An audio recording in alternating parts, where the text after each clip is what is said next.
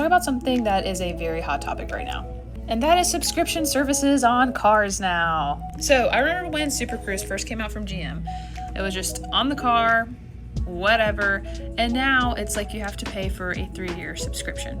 And this isn't just GM, by the way. This is like all these manufacturers are going this way, but it's like, I don't know. I just feel like it's like, what the heck? Why are we doing this? Like, I get it's probably a page out of Tesla's book, but why do we have to keep charging for this stuff? I just, it's like everything is changing. And I mean, maybe somebody out there who's on that side of things can explain this to me, and I just don't understand why it is this way. But I know that tons and tons of people out there would agree with me on this one.